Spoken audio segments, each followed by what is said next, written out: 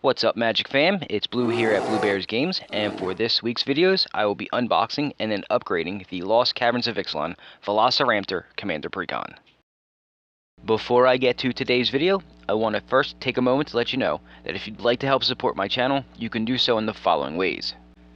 Like this video, subscribe to the channel, share any of my content on your socials so other people can discover it, and or watch some of my many other videos yourself.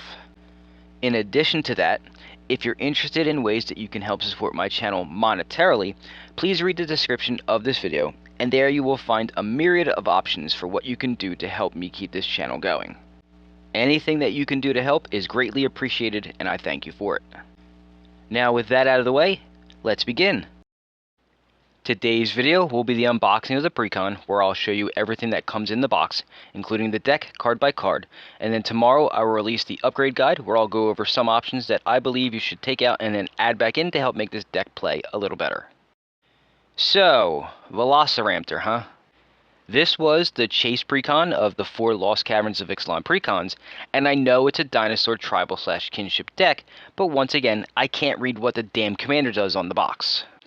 I do know that it's named Pantlaza Sun Favored, but to see what it actually does, I had to look it up, and this is what I found.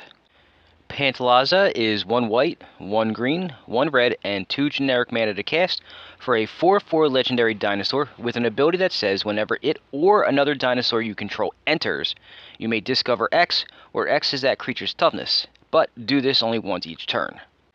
To discover in Magic means that you exile cards from the top of your library until you exile a non-land card with that mana value or less. Then you cast it without paying its mana cost or put it into your hand. Then put the rest of the cards on the bottom of your library in a random order. The Discover ability, which is similar to the Cascade ability, is really quite strong because it allows you to essentially get 2 spells in 1 for no extra resources needed. If you were to build around this mechanic correctly, you can have some pretty crazy stuff happen that people just won't see coming. Now, was this deck built that way? I don't know. The only way to find out is to rip this bad boy open and show you what's in the box. So this is what the outside of the box looks like, but this is probably the one that most people recognize because it was the most sought after of the Ixalan Commander decks. But it has the 3 colors on the front. There's the picture of the commander, and then obviously the card on the back, which, again, I can't read, but I actually know it's Pantlaza, or however you say it. So, I've already gone over that. But what's in the actual box, we'll go over. Alrighty, so, I did have an issue last time where I forgot to get the insert out because it got stuck, so I will actually show you that one this time. Box and life wheel, we'll get that all out of the way now. So here's what the box that it comes with looks like. Again, another horizontally aligned, good box from Wizards. So there's the 3 colors on it, and then of course the 2 Planeswalker symbols on the side. And on the back, obviously the picture of the commander. Life wheel, which is generic, which I do like that they're doing that. I've mentioned that a couple times. The insert, which will show a couple of things. It has Pantlaza, I guess that's how you say it. The Sun Favored on the front of it, and a little bit about the deck, and then on the back, a little bit more about how to play the deck, and then the extra commander rules. That's what they all have. That seems to be the formula that they went with. They settled on that as the final product for that. This has the 6 counters on it. Again, these are the thinner ones. They're very thin. Then we've got the deck, which we'll go over in a minute. And then we've got the Collector's Booster Sample Pack. So let me zoom. I didn't do that last time. And I'll show you what I got in the pack first. Hopefully something good. I still haven't heard back. It's been a while now, and I still haven't heard back from Wizards about the original deck that I opened up, the first one, that didn't have a Collector's Booster Sample Pack, which is kind of unusual considering how long it's been. Hope for something good here. Alright, first card is a borderless, or extended art, I don't know which one this is. Trumpeting Carnosaur. And then, again, this is the second one I've gotten, which is an extended art foil Scytheclaw Raptor. So kind of disappointing to get the same card, not something new. I'll have the prices up there, but I know for a fact those aren't worth anything. But we're here for the deck, so who cares about all that, right? Let's get this ripcord taken care of here. Split the deck, and I'll show you everything that the deck has. So I've already gone over Pantlaza Sun Favored, so we'll skip that and go to the secondary commander that they suggest, which is Weta Trainer Prodigy, and it looks like it's 1 of each color and no colorless or generic mana. For a 1/5 legendary human warrior with haste, and then it has this ability that for a green and 2, you can tap it and have target creature you control fight another target creature.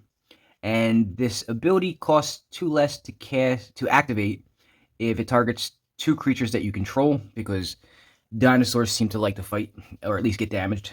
And then if a creature you control being dealt damage causes a triggered ability of a permanent you control to trigger, this ability triggers an additional time. So let's see why this was so sought after. Let's see the rest of the deck. Bellowing Aegosaur. Okay, that's a reprint. Generous Gift, so good removal. It's one of White's better removal cards. Majestic Heliopterus. I don't recognize this one. It's a 4-cast 2/2 with flying, so it's a flying dinosaur. Whenever it attacks another target dinosaur you control, gains flying until end of turn. I think that may be a reprint. I don't recognize the name, though. Path to Exile, more good removal. Earthshaker Dreadmaw. Oops, skipped one. Ixalan's Lorekeeper. It's a 1-cast 1/1. Tap it and add 1 mana of any color. Spend this mana only to cast a dinosaur spell or activate an ability of a dinosaur. Thrashing Brontodon. That is definitely a reprint. Better picture, though. Otapek Huntmaster. Quinth, Firstborn of Gishath. It's 2 to cast for a 2/3. This is a reprint. Actually, not really a reprint. This was printed in Lost Caverns of Ixalan, so it's not really a reprint. It's actually part of the original set. Cultivate for some ramp. Drover, the Mighty Moor ramp, also has ties to dinosaurs. Farseek, good ramp. Migration Path, good ramp again. Rampant Growth, the original card where we get ramp from. Ranging Raptors. So this is what I was talking about earlier. The Enrage ability is what I meant by dinosaurs like to get damaged, because some have an ability that when they get damaged, they do something, and that's why that secondary commander does what it does. Savage Stomp. Thunderherd Migration. Thundering Spineback. This is a Lord for dinosaurs. A very expensive Lord. Not monetarily, mana-wise. Atsakin Seer. Some more ramp. Raging Regisaur. Another reprint. Raging Swordtooth. Rhythm of the Wild. Arcane Signet. Soul Ring. Command Tower. Jungle Shrine, because it's a 3-color deck. Evolving Wilds. Myriad Landscape. Bronzeback Foragers. I don't recognize this one. This is a 4-cast 3/4 dinosaur that says when it enters the battlefield, for each opponent, exile up to 1 target non-land permanent that player controls until it leaves the battlefield. And then for a white and X, you can put target card with a mana value of X exiled with Bronzeback Foragers into its owner's graveyard, and you gain X life. That's actually not horrible. From the Rubble, so this is a 6-cast enchantment. Says when it enters the battlefield, choose a creature type. At the beginning of your end step, return target creature card of the chosen type from your graveyard to the battlefield with a finality counter. Boo, I hate finality counters. Obviously, you're going to pick dinosaur in this one, though. Wrathful Raptors, so 5-cast 5/5 with trample. And whenever a dinosaur you control is dealt damage, it deals that much damage to any target that isn't a dinosaur. Curious Altasaur. So this one's a 4-cast 2/5 with Vigilance and Reach. And then whenever a dinosaur you control deals combat damage to a player, draw a card. Dinosaur Egg. So 2-cast 0/3 dinosaur egg creature with Evolve. And then whenever it dies, you may discover X, where X is its toughness. So right off the bat, it's 2-cast and lets you discover 3. So that's not horrible, and then it just keeps getting bigger and bigger as it goes. So Discover is a really powerful ability. All right, Scion of Calamity. This is a 5-cast 5/5 with Myriad. Not a bad ability for Commander. Whenever it deals combat damage to a player, destroys target artifact or enchantment that player controls. Wow, that's actually a really good dinosaur.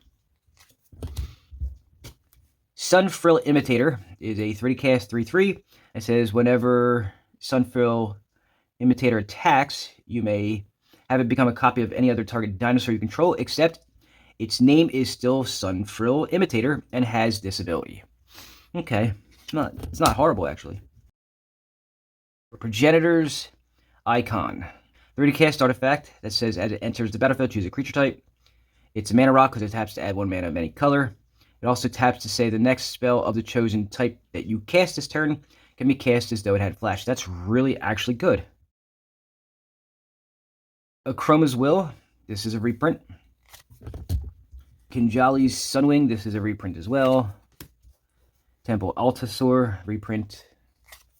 Awakening Sun's Avatar. Zatalpa, Primal Dawn. Chandra's Ignition, that's actually a good selection for this deck. Vitali, Primal Storm. Fiery Confluence. Marauding Raptor. Apex Altasaur. Deathgorge Scavenger has a 3 to cast 3/2. It says whenever it enters the battlefield or attacks, you may exile target card from a graveyard. If a creature card is exiled this way, you gain 2 life. If a non-creature card is exiled this way, it gets a +1/+1 until end of turn buff. Descendant's Path, that's a much needed reprint for a deck like this. Rampaging Brontodon. Regal Behemoth. Return of the Wild Speaker, card draw for green. Ripjaw Raptor. Rishkar's Expertise Sport, card draw for green. Runic Armasaur. Shifting Ceratops. It's actually pretty well costed. This is actually a really good dinosaur. Back half of the deck. What else we got? Topiary Stomper. Really, that's actually a good dinosaur too. Verdant Sun's Avatar. Wayward Swordtooth is good for a lot of things. That's actually one of the better reprints in this. All right, Quartz Wood Crasher. That is a reprint. Regisaur Alpha. Xenagos, God of Rebels, which is monetarily expensive reprint. Zakama, Primal Calamity. Life Crafter's Bestiary. It helps you scry and draw cards. Arch of Veraska, more card draw. Canopy Vista. Cinderglades, so some budget duels. Clifftop Retreat. Exotic Orchard. Fortified Village. Fury Calm Snarl. Game Trail. Cascade Wolf Run. Mosswort Bridge, Path of Ancestry, Rogue's Passage, makes sense. Secluded Courtyard, Temple of the False God, Terramorphic Expanse, Thriving Bluff, Thriving Grove, and Thriving Heath, kind of expected them. Unclaimed Territory, obviously naming dinosaurs.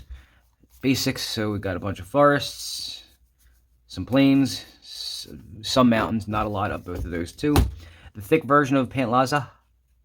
I may be saying that wrong. I'm not going to apologize for that. And then we've got the tokens. So Elephant, Dinosaur Beasts, Copy Tokens, a Monarch, the City's Blessing. And then on the back, lots of dinosaurs.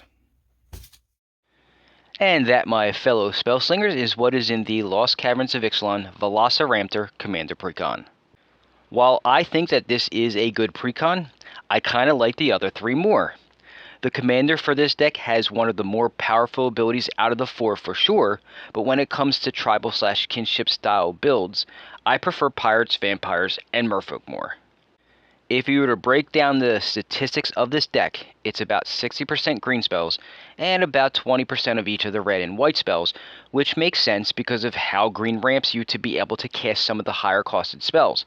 I mean, ramp is in its name after all.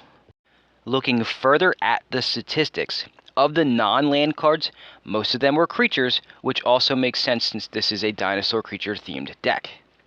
It's also the only 3-color deck of the 4 Ixalan precons, which is most likely the reason for the plethora of all the ramp cards and lands. The focus seems to be mostly centered around a Jurassic Park-like theme with lots of different dinosaurs, which seems fun, so that's probably why this was the Chase precon. In my opinion, this deck has quite a good bit of synergy within itself to be a fun one to play, but I don't see this ever being competitive. Fun? Absolutely. Competitive? Maybe not so much. That's not to say that it can't be improved a little to help make it more fun and better overall, so that's what's on the docket for tomorrow's video. So what changes am I going to make? I'm not exactly sure yet, so you're just going to have to check back tomorrow to find out. So, that's all for this video, but if you're looking for more content to watch, please go browse my channel and take a look at some of my many other videos. I know for a fact that you'll find some that you'll like, and please check back tomorrow for that upgrade guide. Before you go though, don't forget to smash that like button and subscribe to the channel if you haven't done so yet. Have a great day, and I hope to see you all tomorrow.